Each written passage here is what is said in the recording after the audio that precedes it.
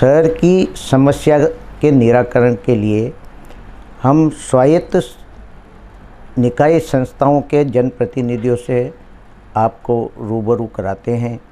आज इसी कड़ी में कोटा नगर निगम दक्षिण वार्ड 54 के पार्षद योगेंद्र शर्मा योगी जी हैं।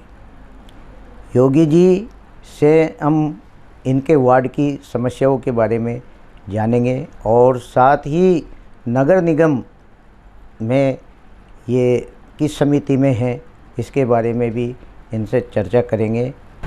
आइए बात करते हैं योगेंद्र शर्मा योगी जी से। योगी जी, आपका हमारे स्टूडियो में बहुत बहुत स्वागत है। योगेंद्र जी, सबसे पहले तो आप ये बताएं शहर की जनता को कि आप किस वार्ड से पार्षद हैं और आपके वार्ड में किस किस तरह की समस्याएं हैं।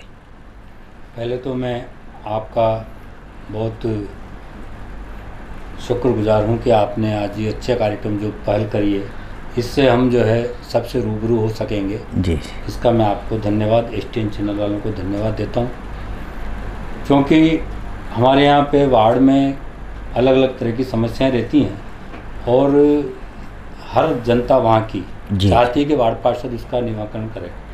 और मैं जनता का भी आभार व्यक्त करता हूँ जिन्होंने हमको चुना, और क्योंकि हम उनकी लड़ाई लड़ते रहते हैं, फिर भी कई समस्या ऐसी हैं जो हमारे यहाँ पे एक बराबर बनी हुई है। जैसे एक सीवरेज की समस्या हमारे यहाँ ऐसी बनी हुई है, जब से खुदाई हुई है उसके बाद उसको बराबर हम उसको पूरी तरह से कंप्लीट करने की कोशिश करते हैं, लेकिन कभी देखते हैं तो कहीं चेम्बर के अंदर से ओवरफ्लो पानी हो रहा है जी।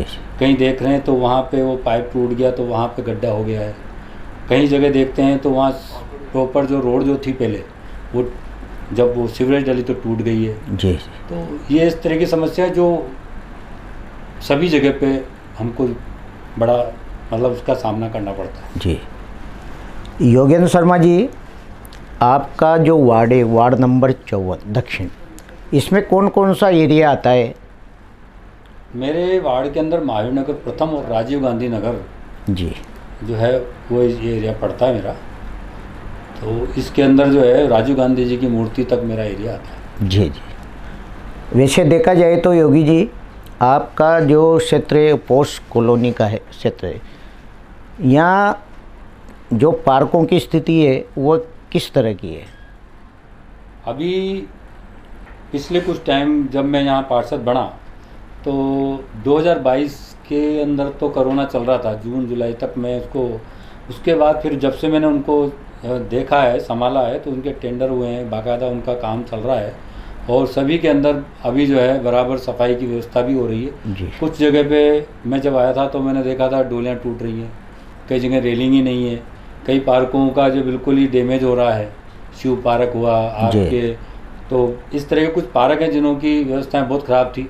अब उसको हम जो है प्रयास करके, पिछले टाइम भी हमने प्रयास किया तो कई पार्कों का हमने बहुत अच्छा उस पर कर दिया है। योगी जी, आपके कार्यकाल में कितना बजट अब तक स्वीकृत हो चुका आपके वार्ड के लिए और क्या क्या विकास कार्य आपने अभी तक कराए? वैसे बजट तो जो मंत्री महोदय के द्वारा हमको 1 करोड़ रुपया जो दिया गया था जी, वो मेन बजट वो था। उसके बाद 10 लाख का और एक समथिंग ये हमको नगर निगम ने दिया जी। अभी 50 लाख का बजट होना था, लेकिन बीच में कई कारणों से रोक दिया गया है, क्या कारण है पता नहीं।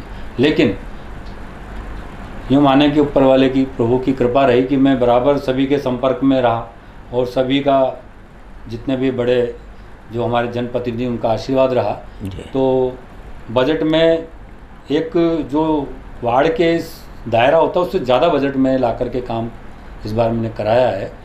मेरा पूरा राजीव गांधी सीसी मैंने करवा दिया, पहले सीसी नहीं था ये जी जी। महावीर नगर फर्स्ट की भी करीब करीब जो बड़ी मेन रोडें हैं उन सबको मैंने सीसी करवा दिया है अभी जी। मेरे यहाँ की मेन समस्या थी कि यहाँ 4 से 5 किलोमीटर दूर तक कोई डिस्पेंसरी नहीं हुआ करती थी। तो यहाँ पे जैसे महिलाओं को, जननी महिला, प्रसूता वगैरह, इनको जाना आना पड़ता था दूर, बच्चे और जच्चे के टीके के लिए करने के लिए। तो मेरी पहली प्राथमिकता थी तो ये आप लोगों का सभी का मैं आभार व्यक्त करता हूँ कि सभी के सहयोग से मेरे यहाँ पे जनता डिस्पेंसरी भी खुल गई। उससे अब मेरे यहाँ की महिलाओं को, वहाँ के आज जनता को, वहाँ जो स्टूडेंट रहते हैं मेरे यहाँ करीब पिछले समय तक 1.5 से 2 लाख स्टूडेंट रन करते थे, उनके पेरेंट्स थे, तो उन सबको उससे बहुत लाभ हुआ क्योंकि वहाँ पे दवाई भी फ्री मिलती है, कुछ जाँचें वो भी फ्री हो जाती हैं जी। दूसरा, हमारे यहाँ सीनियर सेकेंडरी स्कूल जो था, वहाँ क्या है कि जो मेरे पास में गोबरे बावड़ी का एरिया पड़ता है और कुछ महावीर नगर में भी हैं जो गरीब स्तर के व्यक्ति हैं, तो वो सभी जो है इंग्लिश मीडियम में नहीं जा सकते जी। उनका वहाँ का जो खर्चा वो वहन नहीं कर सकते, इसलिए मैंने वहाँ राजीव अपने महात्मा गांधी स्कूल को भी जो है पीछे पढ़ करके और इंग्लिश मीडियम करवा दिया। तो अभी वहाँ पे 3-4 साल से जो इंग्लिश मीडियम होने से वहाँ के बच्चों का बहुत अच्छा स्तर अभी जो है सुधर गया और अब तो वहाँ के जो बच्चे हैं जो कभी इंग्लिश में मतलब बोलना नहीं जानते थे, आज वो स्पीच दे रहे हैं। बहुत हमारे 15 अगस्त और 26 जनवरी पे बहुत अच्छी स्पीच देते हैं। योगी जी, आप बता रहे हैं कि सबसे बड़ी समस्या जनता की सीवरेज की है। किस तरह की समस्या है? जब ये इसका निर्माण कराया गया था तो किस तरह ये इसको मतलब बनाया गया? यहाँ क्या है, 2 बड़ी समस्याएं हैं। जैसे कि यहाँ सीवरेज की समस्या यूँ ज़्यादा प्रॉब्लम कर रही है कि यहाँ पे डीप नहीं मिला, उसको गहराई नहीं मिली क्योंकि यहाँ पे स्टोन है। बिल्कुल, हमारा एरिया जो टोटल जो है वहाँ पे स्टोन का ज़्यादा हुआ है। बिल्कुल, खुदाई पूरी प्रॉपर हो नहीं सकती है, उनने भी पूरी प्रॉपर खुदाई जो होनी चाहिए वो हो नहीं पाई, इस वजह से वो ड्रेन सिस्टम ऊपर ही है जी। तो जैसे ही थोड़ा पानी कहीं ब्लॉक होता है या कभी कोई परेशानी आती है किसी प्रकार की, तो वो पानी जो है ब्लॉक होते ही चेंबर से पानी बाहर आ जाता है।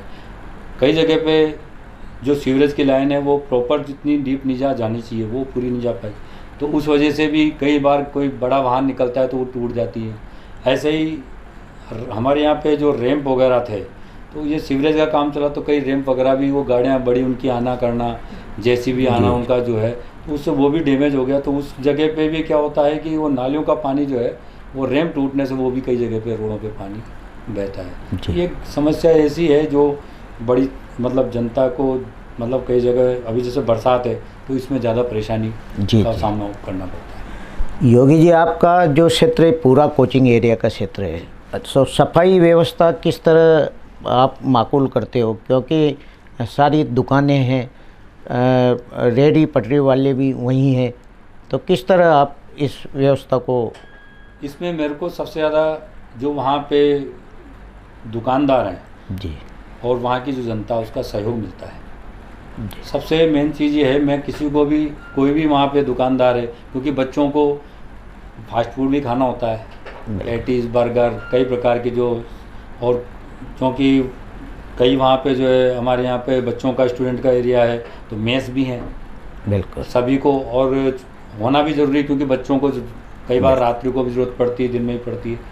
तो मैंने उनको कह रखा है कि भाई आप लोग जो हैं अपनी, कोई हमको प्रॉब्लम नहीं है, आप अपना कमाओ खाओ लेकिन सफाई रखो। बिल्कुल, तो कुछ तो वो और कुछ हमारी लेबर और हमारा जो स्टाफ है वो बहुत एक्टिव है, मैं उनको दोनों पारी में काम करवाता हूँ और वो अच्छे से काम करते हैं। मेरे यहाँ कंप्लेन आती है तो मैं कंप्लेन को पूरी तरीके से ढंग से देख करके कंप्लीट कराता हूँ, उसका बाकायदा उनसे कह करके उसका जो है फ़ोटो खिंचवा के मंगवाता हूँ, और ज़रूरत पड़ती है जिस साधन की उस साधन को उपलब्ध, कभी कभी नगर निगम से कई चीज़ें नहीं उपलब्ध हो पाती हैं, ये एक हमारी समस्या रहती है, पर पीछे पड़ करके अधिकारियों से लड़ झगड़ के रहना ही पड़ता है। योगी जी, जैसे जनता बताती है कि योगेंद्र शर्मा योगी जी सुबह 5 बजे उठकर वार्ड में निकल जाते हैं अपने सफाई को लेकर, क्या ये सच है?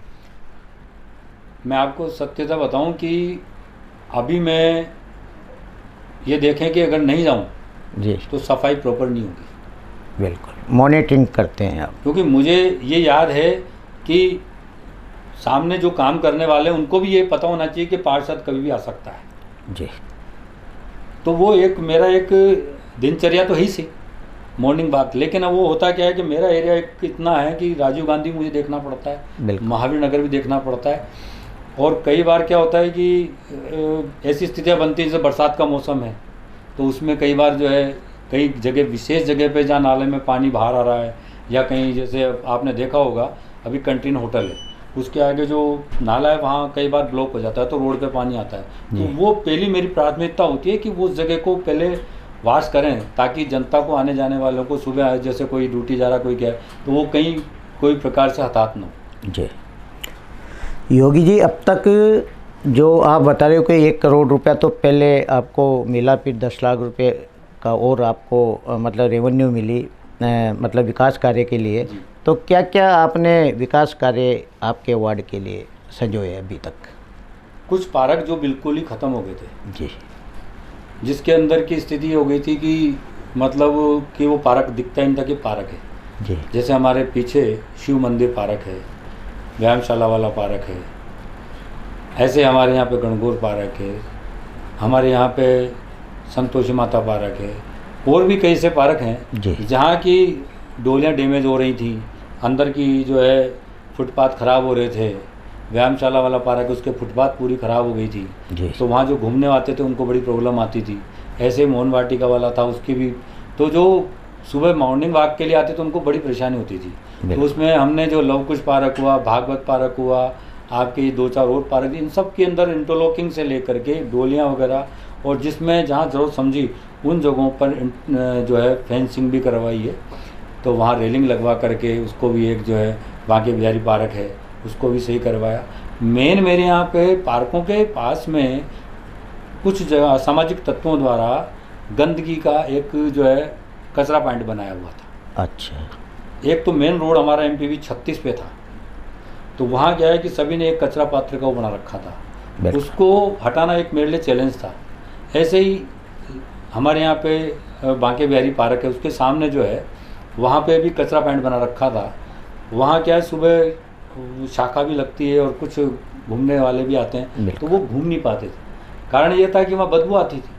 तो वो कचरा पॉइंट हमारे लिए बहुत अच्छा मतलब वो रहा कि हमने उसको मतलब मेरे लिए जो एक, क्योंकि मेरे विपक्ष में जो खड़े हुए थे उन्होंने मेरे को कहा कि ये क्या है, तो मैंने उनका चैलेंज स्वीकार किया और वो दोनों ही बड़े टिपिकल थे, उनको हटाया। आज वो हमारे पार्कों की व्यवस्था इतनी अच्छी है कि वहाँ आदमी आराम से जरूर घूम सकते हैं।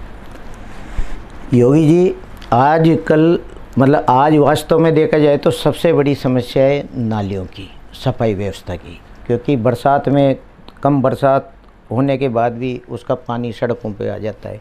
तो नालियों के सफाई के लिए आपका क्या प्रावधान है?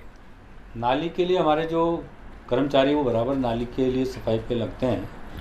अभी ये प्रॉब्लम आ रही है कि जैसे सीवरेज लाइन डल गई जी। अब सीवरेज लाइन क्या है कि क्योंकि मैंने आपको बताया कि वहाँ पे स्टोन है जी, तो डेप्थ तो जा नहीं पाई, वो ऊंची रही है, तो हमारी कई जगह सीवरेज जो है वो हमारे रैंपों के बीच में आ गई। नाली जा रही है जी। नाली के बीच में वो सीवरेज आ गई। उससे क्या है कि वो पानी जो है जो फ्लड बराबर चलता था वो उसमें रुकाव आ गया। अच्छा। तो जैसे तेज़ पानी कभी आता है, बरसात का हुआ या कभी भी, तो वो पानी क्या होता है वहाँ से जैसे रोक लगता है वो बाहर से और जगह से जो है जहाँ भी उसका जो है खुला मौका होता है वहाँ से बाहर आता है। बाकी मेरे वार्ड में अभी जो स्थिति ये है कि करीब करीब जो पहले जो समस्याएं थी जैसे MPV 40 जी, वहाँ पे पूरा पानी रोड पे होकर के MPV के आगे आता था। उन्होंने मुझे बताया तो मैंने पीछे पड़ करके पूरा लगा करके वहाँ पे अंदर तक नाली में जो है आदमियों को घुसा करके, वहाँ पे करीब एक टिपर वहाँ पे अंदर क्या था कि आसपास में मेस थी तो उससे वहाँ पे जो है बड़ा ढेले टाइप बन गए थे, वो तोड़वा के वास किया।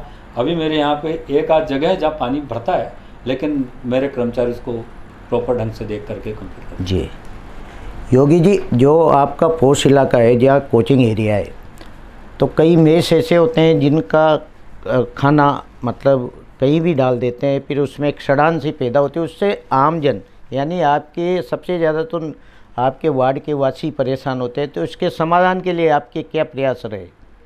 वही मैं आपको बता रहा था कि ये मेस वाले अधिकतर हमारे सामने तो जानते हैं कि अभी 7, 8, 9 बजे तक तो देखते हैं, रात्रि को 11 बजे और 12 बजे जब इनकी मेस बंद होकर सफाई होती है तो ये देखते हैं किस जगह पे हमको जो है कचरा डालने में कोई देखेगा नहीं जी। तो ऐसे कुछ पॉइंट इनने चिन्हित कर रखे थे, जैसे MPV 36 जी जी, वो जगह ऐसी थी कि वहाँ रात को 1 बजे 12 बजे तो हमने हमारे लेबर के आदमी को, भाई तेरे को सुबह ड्यूटी नहीं करना, तुझे रात को यहाँ ड्यूटी करना। जी। तो मैंने वहाँ पे खड़ा किया, उसके बावजूद मैंने 1-2 के चालान बनवाए। जी। फिर भी मैंने देखा कि वो मान नहीं रहे, तो फिर हमने देखा क्या करा जाए इसके लिए।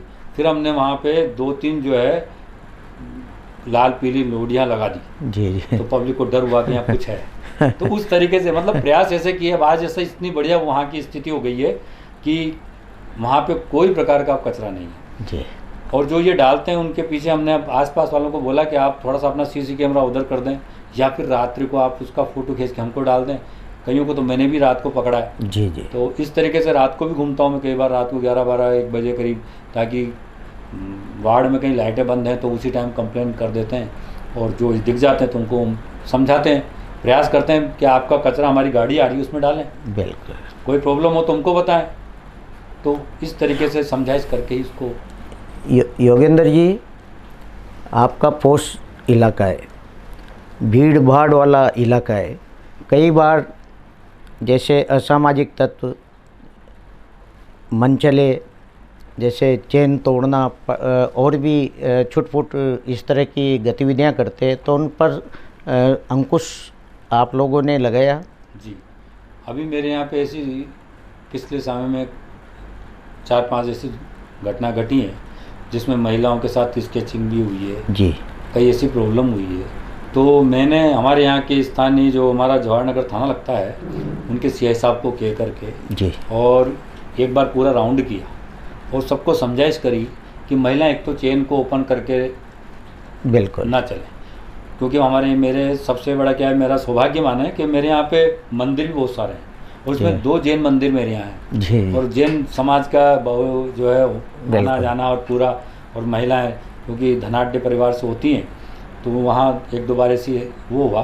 तो मेरे यहाँ पे गश्त की व्यवस्था मैंने की हुई है। मैं सीआई साहब से बराबर अभी भी उनसे संपर्क करके आया था बीच में भी, थोड़ा सा अपनी जो पेट्रोलिंग बढ़ाएं, ताकि हमारे यहाँ जो इस तरह की सामाजिक तत्वों का जो है वो कोई इस तरह की हरकत करें उसके पहले उनको हम पकड़ लें जी। कई बार तो मैं भी, अगर ऐसा लगता है मुझे कि कोई हरकत हो रही है तो मैं भी उनको जो है पकड़ के भाई सबको, मतलब सीआई साहब को बुला कर। जी जी। योगी जी, आप नगर निगम के वरिष्ठ सदस्य हैं और कई समितियों में भी आप रहे हुए हों, तो क्या है समितियों का कार्य वास्तव में निगम में? मैं वैसे आपदा प्रबंधन समिति का चेयरमैन हूँ जी,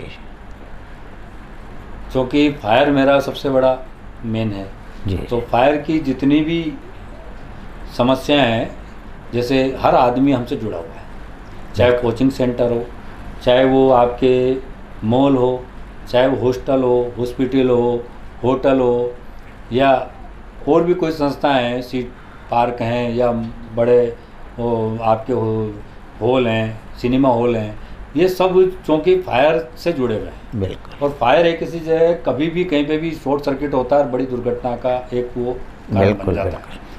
तो मेरा और मेरे जो सीएफओ हैं बराबर लगे रहते हैं हम लोग, कहीं पे भी किसी प्रकार की दुर्घटना ना घटे। इसके लिए हम लोग जो है अभी हमने जो है कई जो है जगह जगह पे जा कर के हॉस्टलों में भी समझाइश करी है। कई हॉस्टल ऐसे हैं जिनों के अंदर की जो है फायर सिस्टम नहीं लगा हुआ है, तो हमने उनको समझाया कि भाई फायर सिस्टम नहीं होने की वजह से कई बार बड़ी दुर्घटना का सामना करना पड़ सकता है। बिल्कुल। कई जो है मॉल हैं, अब मॉल में भी हमने भी जा कर के वहाँ पे उनको बताया किस तरीके से अगर कोई बात होती तो हम उससे किस तरह से हम लड़ सकते हैं। ऐसे अभी मेरा जो है मेडिकल कॉलेज प्राचार्य जी ने हमको कहा था, वहाँ गए, वहाँ उनको बताया। कई मेडिकल के हमने ऐसे देखे हैं जहाँ पे बड़ी बड़ी बिल्डिंगें तो हैं, लेकिन तो हैं, सिस्टम नहीं है, लेकिन सिस्टम नहीं है। और सबसे बड़ा क्या है कि जो हॉस्पिटल हैं उनमें अभी क्या है कि वहाँ पे जो है स्टेप तो है चढ़ने का और लिफ्ट है, लेकिन किसी भी साधन को या किसी स्ट्रेचर को उतारने के रैंप नहीं है। अच्छा। और चूँकि अगर मेरा मानना है कि अगर 5वें मंजिल पे आग लगती है और 6ठे मंजिल पे आईसीयू है, या 3रे मंजिल पे आग लगती है, 4थे मंजिल पे आईसीयू है, तो आपका लिफ्ट का जो सिस्टम है वो सबसे पहले आग लगते हैं हम बंद करते हैं। बिल्कुल। तो जब लिफ्ट बंद हो गई तो आप वहाँ के आईसीयू पेशेंट को कैसे उतारेंगे? बिल्कुल। आप उनको जो है सीढ़ी से उतारने से, सीढ़ी पे तो ला सकते हैं आप, तो हमने उनको वो जानकारी दी कि आप यहाँ पे साथ के साथ रैंप की व्यवस्था भी रखें। कभी ऐसी इमरजेंसी आवे तो जब लिफ्ट बंद हो जाती है तो उसके साथ रैंप के द्वारा हम ऐसे मरीजों को किसी भी प्रकार की हानि न होने दें। बिल्कुल। और उनको पूरी तरह से, इसके लिए पिछले कार्यकाल में जो हमारे आदरणीय मंत्री महोदय थे, उन्होंने इस सब चीज़ों के ऊपर हमारी बात को सुनते हुए यहाँ पे जो है बड़ी मशीन का, लिफ्ट मशीन का यहाँ पे जो है हमारे को 60 मीटर की जो है 60 मीटर जो है ऊपर हाइट पे जाने वाली वो हमको दिलाई। इससे क्या है, हम लोग आज जितनी भी बड़ी कोटा की सबसे बड़ी बिल्डिंग है उसको भी हम रेस्क्यू कर सकते हैं। जी। योगेंद्र जी, आपके राजनीतिक गुरु कौन है जिन्होंने आपको आगे से मतलब आगे का रास्ता दिखाते गए? राजनीति तो मैं स्कूल में जब था तब से ही राजनीति में हूँ। और चूँकि क्या है कि मेरा सबसे बड़ा क्या है कि जो कहते हैं साहब कि जो मोहल्ला होता है जी जी, या अपना नगर होता है, वो सबसे बड़ा गुरु होता है। मैं स्कूल जो हमारा सीनियर हायर सेकेंडरी स्कूल है, वो स्कूल भी हमने हमारे हाथों से ही बनाया था। अच्छा। वो स्कूल वहाँ कुछ नहीं हुआ करता था। हमारे यहाँ बड़ी पीड़ा थी कि हमारे यहाँ के बच्चे बच्ची पढ़ने के लिए यहाँ से बाहर जाते थे। और जब भी जो सर्दी का समय होता था तो 5-6 बजे बाद असामाजिक तत्वों द्वारा, और वो टाइम था 89-90 का, जब केवल एक ही मिनी बस चलती थी, वो एक ही आती थी, लेके जाती थी। तो बड़ी हमको, मतलब हम छोटे थे लेकिन जो हमारे वहाँ के जो बड़े बुजुर्ग थे वो देखते थे तो बड़ी प्रॉब्लम होती थी। तो हम लोगों ने मिलकर के एक कमरा बनाया और धीरे धीरे सबसे मांग करके, किसी से कभी धारीवाल जी से मांगा, कभी ललित जी से मांगा। आदरणीय ओम जी भाई साहब से तो हमारा विशेष जुड़ाव रहा जी।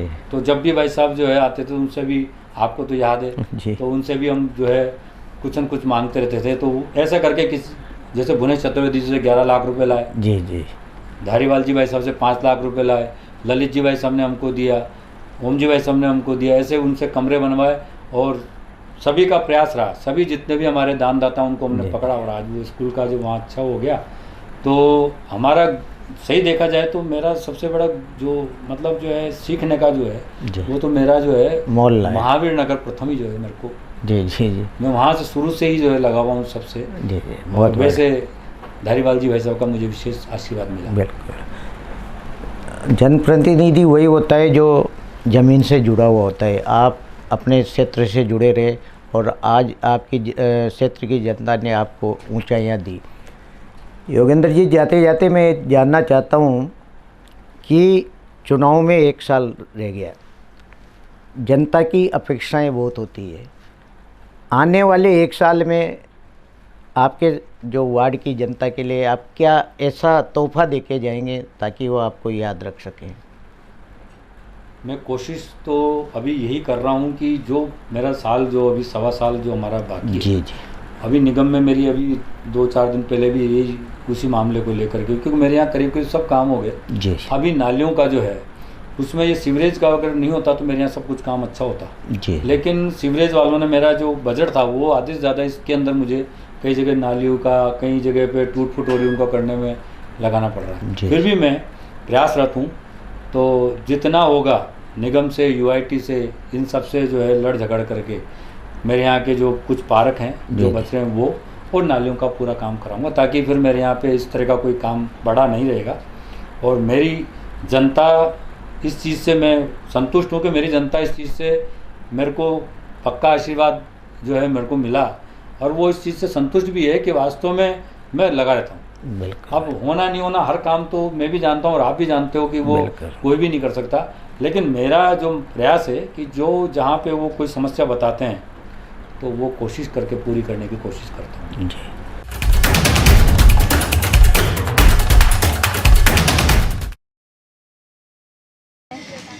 और यहाँ पे वैसे मोस्टली सभी काम हो चुके हैं, सभी पार्कों की मरम्मत हुई है और झूले वगैरह लगे हैं, काफ़ी काम हुआ है डेवलपिंग का जी।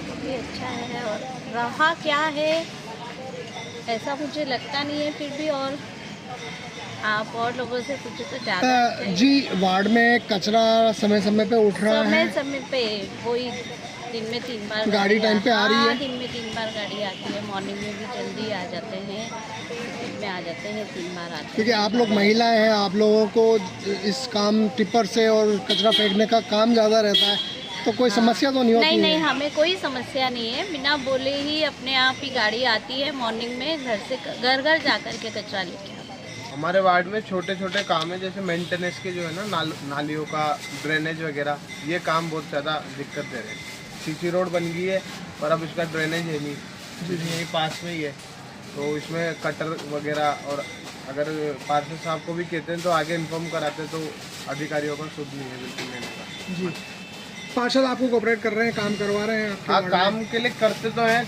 आगे कहते हैं, पर हमको लगता नहीं है उनकी आगे बात कोई सुन रहे हैं जी, जो हमको ये जहाँ तक लग रहा है। ये पार्कों की स्थिति क्या है, झूले वगैरह? पार्कों की स्थिति अभी फिर डाउन हो चुकी है, बीच में तो होगी थी, अब वो ऐसा कहा है कि टेंडर दोबारा होएगा, लेबर जा चुकी है। बाकी कटिंग घास वास सब बड़ी हुई है, और पार्क की जो पेंटिंग वेंटिंग है, जो बोला दिवाली के टाइम पे टेंडर वगैरह।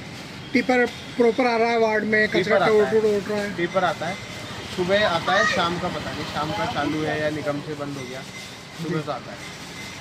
मतलब आपके पार्षद के काम से आप खुश हैं कुल मिला के? हाँ है, खुशी है, इसमें कोई वो नहीं है दिक्कत। बाकी ये है कि जो हमने फीडबैक लिया है कि आगे की सुनवाई नहीं होती नगर निगम में। जी, छोटे काम की तो बिल्कुल नहीं। जैसे अभी ये इस काम के लिए 3 बार की थी हमने, इंस्पेक्टर को भी की थी, सफाई इंस्पेक्टर को, उन्होंने बोला कटर लगेगा। अभी कटर लगाना तो छोटा सा काम है, जिससे पानी चल जाए, और वो मच्छर पैदा करने का काम कर रहा है। क्या क्या काम हो गया आपके वार्ड में और क्या काम नहीं हुआ? रोड वगैरह हो गए, कंप्लीट हो गए, बढ़िया हो गया रोड, नल बिजली सुचारू रूप से चल ही रहे हैं, दिक्कत तो ऐसे कुछ है नहीं। कचरा पॉइंट की समस्या, नाली की नहीं, समस्या, कचरा की गाड़ी आती है, डेली टिपर आता है। लाइट वगैरह सब ठीक है? नहीं है, लाइट कभी कभी ट्रिप करती है पर आ जाती है टाइम पे, ठीक है। ज़्यादा लंबी पार्क नहीं वगैरह कैसे हैं? जाती। पार्क वगैरह अच्छे हैं।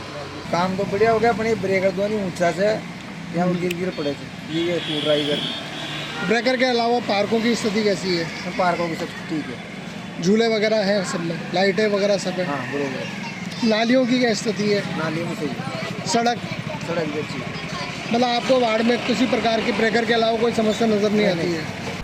ये थे हमारे साथ कोटा दक्षिण नगर निगम के वार्ड 54 के पार्षद योगेंद्र शर्मा योगी जी।